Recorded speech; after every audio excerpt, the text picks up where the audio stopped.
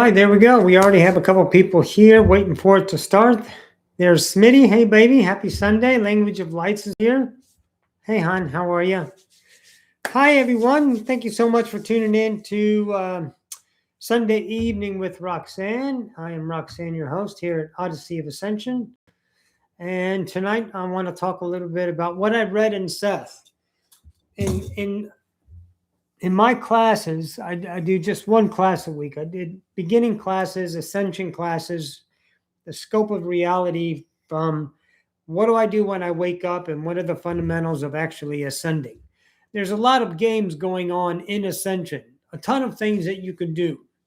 My focus is transcending the human structure into a God, into a remembered whole being, right? And so that's what the Ascension classes were about, to give you a foundation. And then I stopped doing those. I might start them again one day. Who knows? But right now, my main focus is my Ascension classes, or my master classes, rather.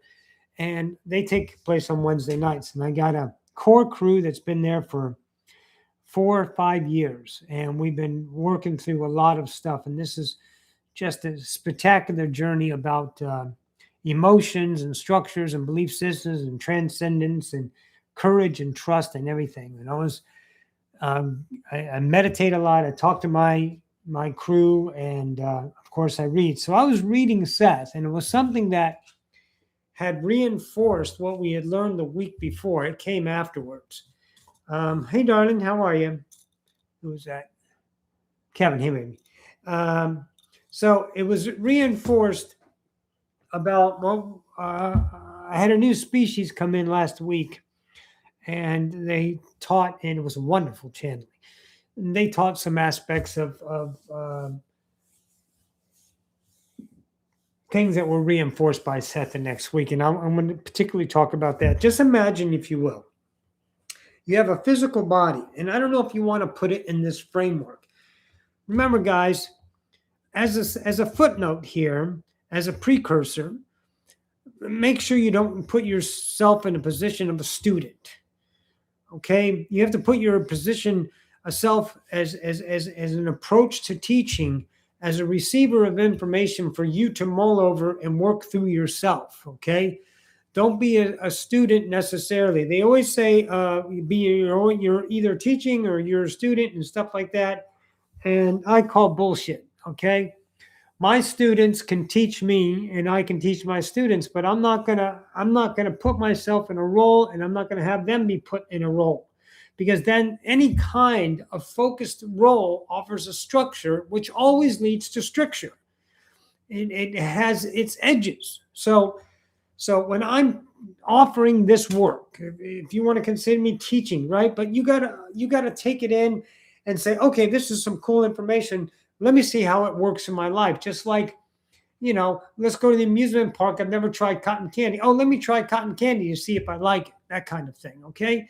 So don't take it as scripture, and don't take other people as scripture, because a lot of channelers out there and a lot of people put such emotional diarrhea out there, and it's just absolutely crap about predicting the future and what's happening and what you have to do and your life purpose. It's all a big pile of elephant shit. And if you ever seen elephant shit, it's enormous. Okay. So don't fuck around with it. So Seth is talking about electromagnetic. Look at yourself as a physical body. Consider yourself a physical dimension. You are in a physical reality. Just outside of that physical reality, which is only interpreted by your inputs of your senses, your electronic interpretations of reality that give you sound, gravity, and all this stuff in the space-time continuum in a physical reality, with all the things we put into place to give us this wonderful joyride, right? But it's all electricity. It's all light. It's all vibration. Okay, so lighten up on such the hardness of a physical reality, the objectification of solid matter and things. Loosen up from that. I'm telling you, it'll do you wonders. So he's talking about a thought. Now let's consider thoughts And emotions, their own actuality is the words that he uses. Okay, so listen to this. A physical idea from a physical projection, your body thinks. So you have a thought, and that thought creates becomes its own actuality. It's not going to disappear. It doesn't end with you stop thinking. It continues. So that's why when you go into a room and the energy is fucked up, you get it because you're feeling the thoughts of that energized room. If you ever walk in, and maybe some of you have walked in on someone having sex or just got done or they did something they weren't supposed to be doing, you can feel the thing. Even though you didn't see anything, you can feel the whole room. So those thoughts are out there floating. And when you perceive them, you can interpret them and feel them. So you got to consider something about that. That your own emotions and your, hi, darling, who is that? Ming goddess. Hello, Ming. So your own emotions are thoughts. Those things are actualities and they continue. And that's not your responsibility. It's nothing to concern yourself about, but also understand that you receive these energies as well. And then the human reaction is to translate it, figure out what it is. Why am I feeling this way? I do this, I do that. And if you look at society and the younger generations, pretty much everything after Gen X and Gen Y, I guess, I don't know, they have this insatiable idea of causality. And then they create a narrative about this caused this and I'm this. And they create all these identities and they cycle these energies and the energies are out there. But I want you to look at the actuality of an emotional thought, right? Just so think of electricity as a magnet. And all of you played magnets. You have magnets that push together. And if you flip it around, they repel, right? So if you think of a thought as a truth and it has energy, it's going to attract that same energy. So it doesn't attract it from out there. It attracts it in creation wise. So if you are holding on to a pattern, okay, and you put this energetic thought out. So here's an input. A comes. You get something that you react to with a thought. That thought is projected. That goes into your bubble. Your reality, your mirrored reality, your subjective bubble of truth reflects that back in the likeness of it. So if you've ever asked yourself the question, why did these things keep happening to me? Well, because you haven't changed the energy, the thought pattern, the structure. And we talk a lot in my Divinicus classes, the Ascension classes, the Transcendence, all the work I've been doing is about changing your behavior, changing your thought pattern. First, you got to recognize. If you don't recognize, you can't change shit. And nobody's going to do it for you. No mantra, no fucking drugs, no rituals, no ceremonies. That's not going to change the truth of the identity because that's what you know. So you, as an awakener, are only awakening to your own kingdom. Looking around, it's like, what the fuck did I do with this place? This might be outside, objectively might be pretty, might be nice, might be this, might be that, blah, blah, blah. But it's the inside that creates the outside in relationship, not physical ideas. So you gotta look at these structural attractive patterns that you create in a reality, that you create every day. And I'm gonna make a big point here, so stick with me. CT Wolf says, hey there, Roxy. Is there a way to purify a room of lingering emotions, thoughts, and forms that could be detrimental? Well, first off, this is a great point. They're not detrimental until you accept them as detrimental. Would you guys please have the courage to understand if something exists there as A, it never needs to remain A.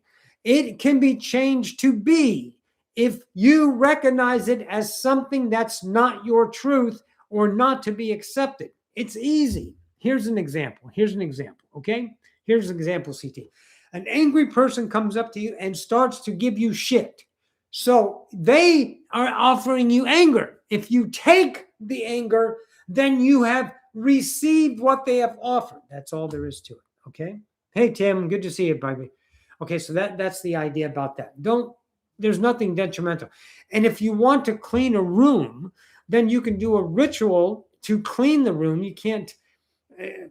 Okay, a ritual is going to be the same thing as you just thinking it. You don't have to do any structural ritual. Me, as a fucking insane witch with all kinds of fucking rituals, that's the way I do my magic, is through those things. When I cast my spell, when I pour my salt, when I do my there's these the spirit language I do when I'm talking to Lilith, or I talk to Lilith and Morgana and Hecate. So anyways, so you can do that. That's the thing. And in my mind, it's a truth, so it works. So you can't take an outside. You just know the room is shit. Oh, this room is shit. This house is shit. There's lingering energy. That's not my preference. I'm going to go through and whisk it away. And you put the truth in, and you don't fucking doubt it. You don't let your mind sell you a story. That's not good enough. You know your truth. You express your truth. You are your truth. You remain your truth. And it'll happen. Period. Over, done with, gone. You let that bitch doubt in, then you're fucked. Because doubt is going to allow those energies to stay because you're doubting your own truth. So you need to get it right with yourself. That I am my own kingdom. I am my own God. I am because I am. That kind of idea. Okay? So make sure you do that. Okay?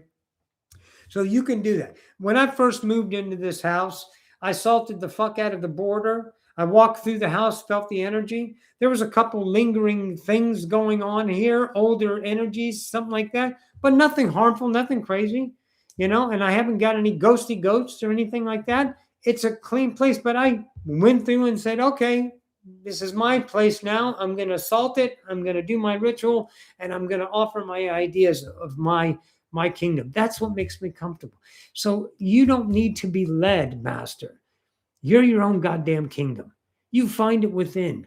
Begin your structures. I didn't go to Witches 101 and take lessons. I went into the self, found the witch that I was fucking 400 or 500 years ago, and start talking to her. And then I got Esmeralda in, and Hero was the witch, Hero. And then Esmeralda came to me, and then she started teaching me all this stuff. And I am fantastic at being a witch. It is a great experience.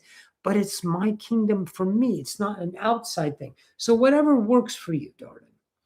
You are actually making the truth magic all day long. Absolutely. I make my own magic because I am my own truth. Okay. So that's why these electromagnetic ideas attract. So you got to observe your thoughts. Here's what my mind does. My mind is feeding is a frenzy. I've been starving it, okay, because I've shifted reality, and I don't feed the cycled thoughts. I change my behavior, change my expression, and change certain behaviors of watching certain things on YouTube and doing certain things and watching my mind over and over and over and over again and learning. I was like, wait a minute. I can't keep this pattern up. Emotionally, I want to. I'm starving to. I want to have the drama in my life. How many times have you guys known your fucking idea? If I do this, it's going to be the same thing, but you do it anyway. You know you're going to destroy your own reality if it gets too good. That's why it's not good. The only reason why you don't have the most awesome reality is not because someone is holding it back. It's because you're resisting on what's supposed to be coming. And what's supposed to be coming always and never shall be just simply one word: awesome. That's it. And I've worked so hard to get these thoughts. And I saw them and I was like, God, I keep putting out these fucking cycled thoughts about fear and about anxiety and about the future. The future is the biggest thing. And then self-defeating thoughts and doubt and all that stuff. And I work every day. And the pain doesn't go again. Hi, honey, how are you? And the pain doesn't go away. It's transcended. But if you're welcome. Thank you, darling. If I continue that reality, if I continue that narrative, it's like I got this place and I'm living and it's crazy that I don't have to do all the things that society says I need to do. I am so afraid of the future because I literally have no safety and no security. I don't have a ton of money, but I don't have a ton of bills. So I have this freedom that's so weird because it goes against everything humanity has taught me. And my mind's going, what the fuck? What do we do? And so that's what you have to do to change the patterns, is change the behavior. So if you see yourself putting out an electronic thought, picture it, objectify it, and look at the energy that I'm putting out. This came in, I don't like it, I'm going to resist against it. So either I can accept it as that resistance is like, I want to resist this. Like this person, detrimental thought. Someone gave me a detrimental thought. Someone told me, hey, Roxy, you need to do this or else. And I was like, okay, I accept that's your truth. It's not my truth. And there's never an or else type of thing. It's not, something that actually happened. It's just an example. So for you, if you all fuck who I am. It's all about you. It's all about your kingdom. And you just got to know that everything that you do, say, touch, smell, express is all an attraction, expression, and an attraction in respect, and an expression, and an endless idea of experience of constant change. Humans have time. Humans have memory. So we have this habitual habit of safety and security. We used to have a fantastic world. A fantastic world. I would have loved to live in the times when you had tribes on this earth and trade and all this stuff where humans didn't have so much fear and so much hate and so much all of these things. We just had good times, but then we have polarity, don't we? So there was always one or two that said something, that said something. Did any of you see the movie Apocalypto? An Apocalypto, great fucking movie. I've seen it like 10 times. There was a part is by, one person introduced fear and it grows like a cancer inside of the tribe. And look at our society. They scare the fuck out of you every day. I guarantee you they scare you. You got to observe it.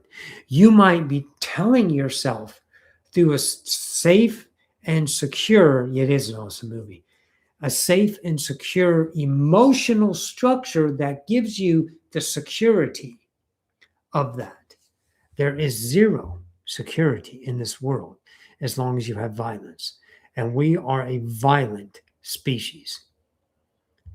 Do not bring the fear into the village. That's it. We are an enormously violent species. We spend so much money killing each other. We spend so much money on violent criminals and violent things. That's our maddening cycle. And it's done through fear. And we have an administration that is just giving us enormous fear. And that's great. Hey, man, perfect. Go and have fun. But you have to be smart and not accept these fears. And you have to offer change. And that change comes in representation, not in validity of the fears. The only thing you know is here and now. What you create in your world about there and then, there in the future, and then in the past, is happening in the here and now. So what you're doing is playing a narrative of emotional structures that's feeding the mirror. But have they ever come true in an actuality?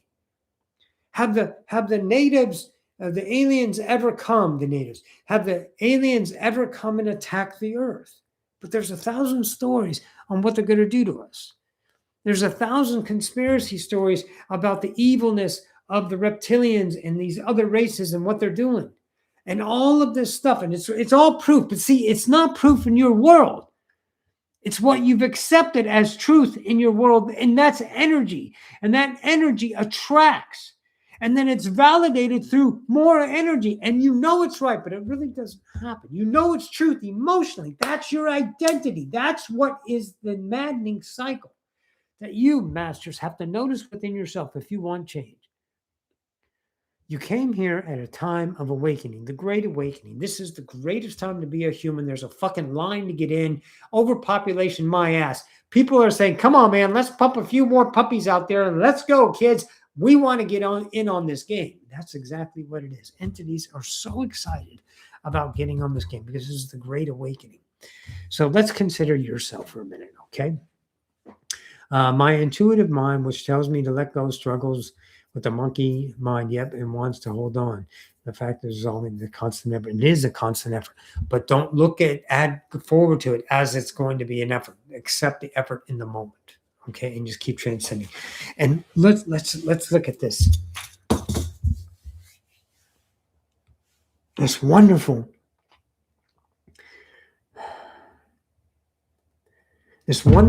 cycle. How do I want to put this?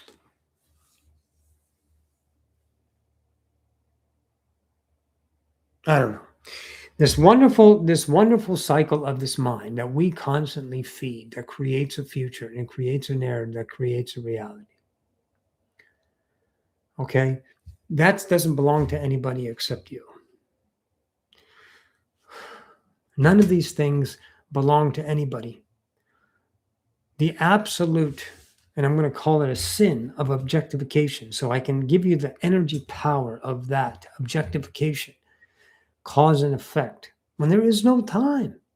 It's a memory projecting a future, projecting a past in the now that creates the narrative in cycles and puts out energy of attraction, and that attraction continues. And then you cycle yourself to death. So remember that point. Now remember, you woke up in the time of the Great Awakening. Don't discount this. Listen close. You're evolving yourself. Okay? This is my class in the entities draw. And I've done this before. I'm going to do it again because I love you. That's your whole self right here. That's a portion of you. So you are this part that your whole self decides to incarnate. And see, when you're the whole self, you're the whole self. But what happens after the first carnation? This portion of you starts to develop. So your collective keeps putting that side, that persona, down into earth. So you go 1, 2, 3, 4, 5, 5, 5, 5.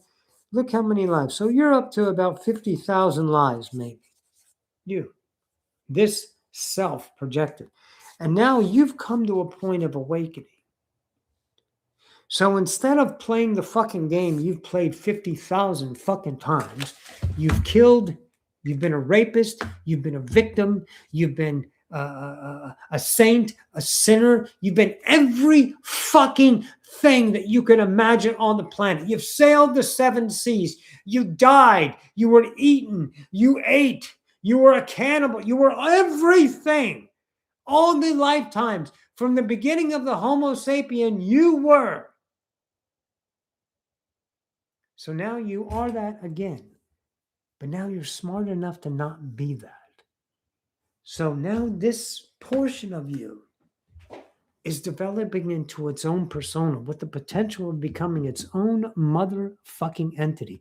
So those fucking saps who die and go back and go, oh, whoa, waking up. Oh, yeah, I'm a guy. Oh, yeah, that was a pretty good journey. Hey, such and such. Did you see me down there? That was a cool thing. You know, I did this and I did this. And you talk to your friend about it, just like you would say, yeah, tell me about it, what it was like on Earth. Like you would discuss what it was like going to an amusement park. Well, we went on the XL 2000, and then we went over to the bumper cars, and then we went over to the Haunted Magic Ride, and then that was your life. But what happened to you? You were back in the game because it was you, but not anymore. That's the point. Don't fuck this up. Fuck the outside and take care of the kingdom. The kingdom of heaven lies within.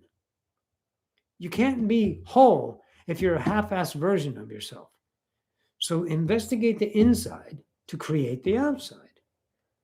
And all of you have a chance to evolve into your own entity. Whether you die or not is regardless. Dying is going from this room to that room. With as much knowledge as you have, you know you're not going to heaven. You know you're not going to hell. You know you're going to wake up in your own room and say, okay, cool, what's next? I got this. That's what you're developing. So you can spend your time fucking around with human and all the drama, and they offer an absolute fucking buffet, the biggest smorgasbord you can think of emotional content that keeps you distracted for a fucking lifetime. Look how much fucking food, sugar, let me get fucking fatter on this emotion, right? But you're better than that. Not for others, not for some mystical person up there, some god with a clipboard and says, I don't know. They didn't do very good. No one's judging you. No gold stars. No fucking graduation. You and you, only you. That's it. One God. You.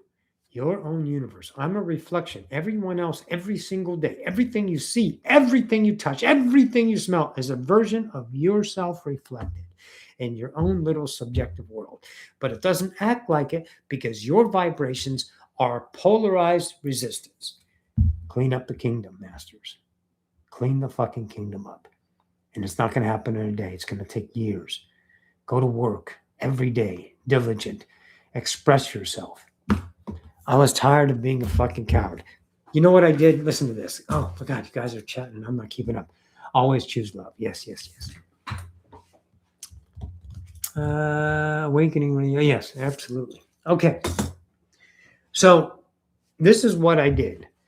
I go up to Huntsville to the good HEB. If anyone's ever been to Texas, you know what an HEB is. It's the best grocery store ever anywhere in the fucking world.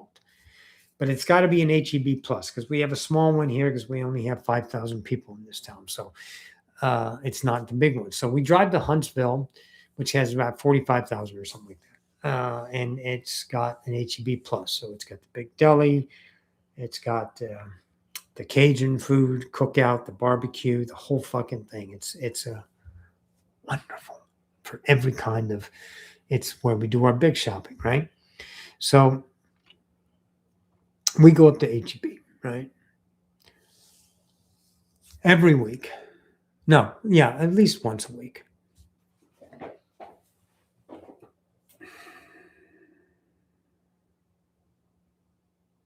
Yeah.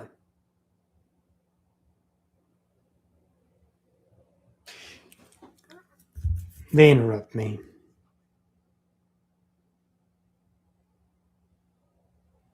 When you're your own entity and your own kingdom, the only person that's responsible for any idea is the ability to respond to these ideas that are offered. Change the narrative from responsibility to ability to respond. That's the first thing they wanted me to tell you. It's a collective of people. Anything else? Okay, no, that's it.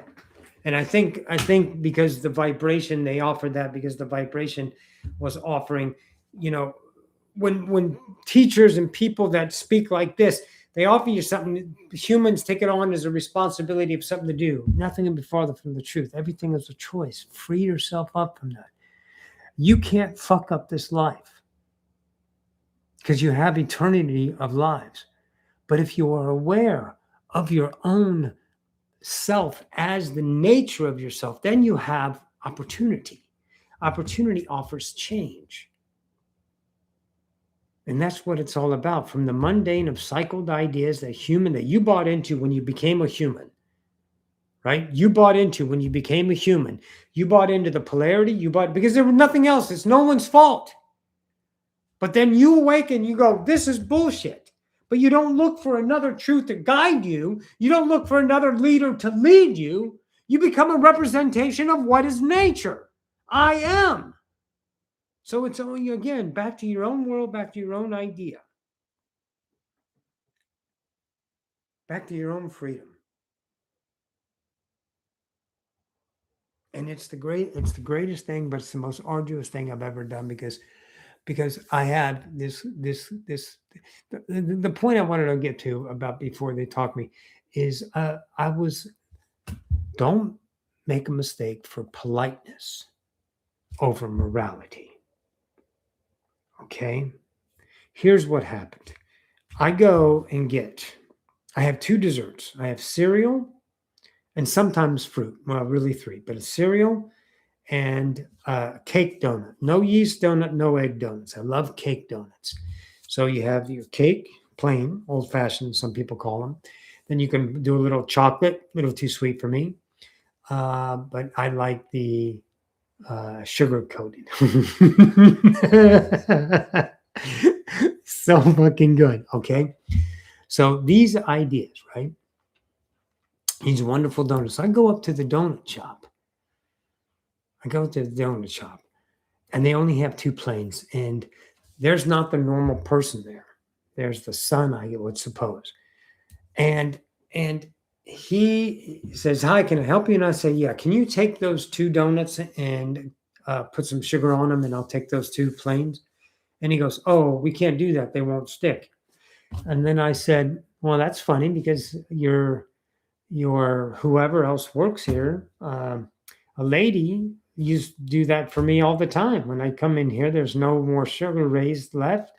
She would do that for me. He goes, oh, you can't do that, And I accepted that because my mind sold me a story. See, this is the part that's so fucking cool about choice. And I missed it because I had a higher value in politeness. The morality of it is not the external morality. That's a fucking illusion. That's what they say the standards are. Okay? You can never do wrong when you do the right thing. The right thing is not measured by a standard of humanity's measurement standard. Don't put it up to some bullshit fucking book. You have your own compass. You have your own morality. That is subjective and sacred. Don't fucking discount your truth. So instead of me calling bullshit on this guy because it was probably 20 minutes before or 15 minutes before he closed it, he didn't want to deal with me. And I was so mad at myself that I accept, okay, just give me the two then. I love the plain, but I really fucking love the sugar raised. Can you imagine that? Just the sugar raised, just to think of sugar raised. It's so good. Just got the milk with the plunk and the plunk.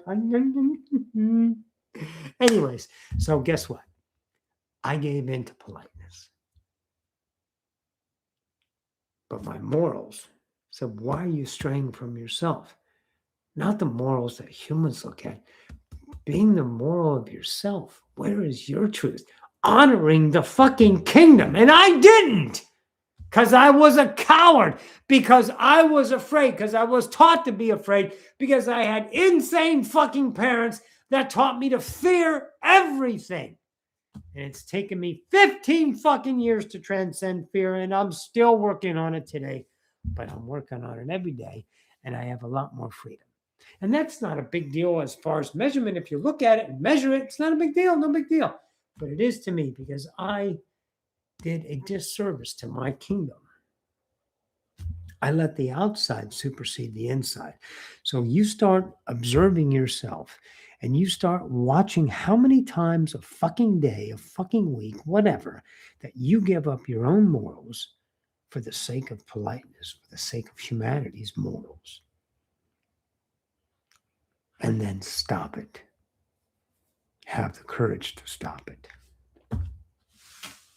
That's the master's journey. That's the evolution of this new entity that you're birthing. Forget about your whole collective. You're aware now. There's no going nighty-night, going back up to the hole. Oh, that was cool. I'm whole again. You have that choice to come back and be an outfit in the closet from the 80s, right? You can do that, and you remember, hey, I used to dance. I wore my Z Cavariccis. We went to that. I had my fucking mullet. Let's go. Let's all we thought about is let's go Saturday night. We're gonna go get laid. That's it. That's the old self. And it's absorbed and it's gone. Where are you in that? Back at the hole. Then you're collective. But what about you? What about you with opportunity? You got to forge that self every day. Make it real to you. Make it real to you. Deprogramming takes time. 2 steps forward, 1 step back. It's never 1 step back. Okay? It's every now, each step. Never look back. Because when you look back, you're saying, I failed, which is a measurement against the standard of expectation, Master. It's not baby steps. It's just steps. It's in the now. Constantly moving. Bashar put it like this. You go up and you go down. You have these ups and downs, but you never go down lower than your last up. You're always going up. Okay? You go through plateaus, sure, but you never go lower than what you were, ever.